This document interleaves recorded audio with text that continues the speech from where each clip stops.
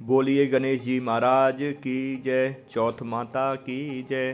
सकट चौथ की व्रत कथा। एक नगर में साहूकार और उसकी पत्नी रहते थे। दोनों का धर्म दान व पुण्य में कोई विश्वास नहीं था। उनकी कोई औलाद भी नहीं थी। एक दिन साहूकारनी अपने पड़ोसन के घर गई। उस दिन सकट चौथ का दिन था और पड़ोसन सकट चौथ की पूजा कर रही थी। साहूकारनी ने पड़ोसन से पूछा कि यह तुम क्या कर रही हो। तब पड़ोसन ने कहा, आज सकट चौथ का व्रत है, इसलिए मैं पूजा कर रही हूँ। साहूकारनी ने पड़ोसन से पूछा, इस व्रत को करने से क्या फल की प्राप्ति होती है।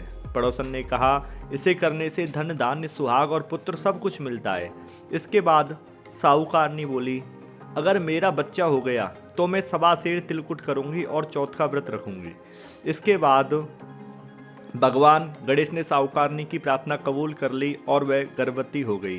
गर्भवती होने के बाद साहूकारनी ने कहा कि अगर मेरा लड़का हो जाएगा तो मैं 2.5 सेर तिलकुट करूंगी। कुछ दिन बाद उसके लड़का हो गया। इसके बाद साहूकारनी बोली, भगवान मेरे बेटे का विवाह हो जाए तो 5.25 सेर तिलकुट करूंगी। भगवान गणेश ने उसकी ये फरियाद भी सुन ली। लड़के का विवाह तय हो गया। सब कुछ होने के बाद भी साहूकारनी ने तिलकुट नहीं किया। इसके कारण सकट देवता क्रोधित हो गए। उन्होंने जब साहूकारनी का बेटा फेरे ले रहा था तो उन्होंने उसे फेरों के बीच से उठाकर पीपल के पेड़ पर बैठा दिया।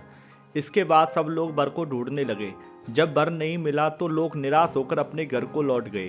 जिस लड़की से साहूकारनी के लड़के का विवाह होने वाला था, एक दिन वो अपने सहेलियों के साथ गणगौर पूजन करने के लिए जंगल में दूब लेने गई। तभी उसे पीपल के पेड़ से एक आवाज आई, ओ मेरी अर्धव्ययी। यह सुनकर लड़की घबरा गई और उसने घर पहुंची अपनी माँ से उसकी वजह पूछी। तब माँ ने सारी बात बताई। तब लड़की की माँ पीपल के पास गई और जाकर देखा तो पता चला कि पेड़ पर बैठा शख्स तो उसका जमाई है। लड़की की माँ ने जमाई से कहा कि यहाँ क्यों बैठे हो, मेरी बेटी तो अर्धव्ययी कर दी, अब क्या चाहते हो। इस पर साहूकारनी का बेटा बोला कि मेरी माँ ने चौथ का तिलकुट बोला था लेकिन अभी तक नहीं किया।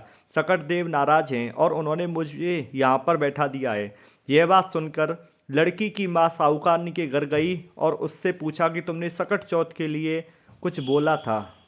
साहूकारनी बोली, हाँ मैंने तिलकुट बोला था। उसके बाद साहूकारनी ने फिर कहा, हे सकट चौथ महाराज, अगर मेरा बेटा घर वापस आ जाए तो मैं 2.5 मन का तिलकुट करूँगी। इस पर गणपति जी ने फिर उसे एक मौका दिया और उसके बेटे को वापस भेज दिया। इसके बाद साहूकारनी के बेटे का धूमधाम से विवाह हुआ। साहूकारनी के बेटे और बहू घर आ गए। तब साहूकारनी ने 2.5 मन तिलकुट किया और बोले कि हे सकट देवता, आपकी कृपा से मेरे बेटे पर आया संकट दूर हो गया और मेरे बेटा व बहू सकुशल घर पर आ गए। मैं आपकी महिमा समझ चुकी हूँ। अब मैं हमेशा तिलकुट करके आपके सकट चौथ का व्रत करूँगी। इसके बाद सारे नगरवासियों ने तिलकुट के साथ सकट व्रत आरंभ कर दिया। बोलिए गणपति गणेश जी महाराज की जय। सकट चौथ माता की जय।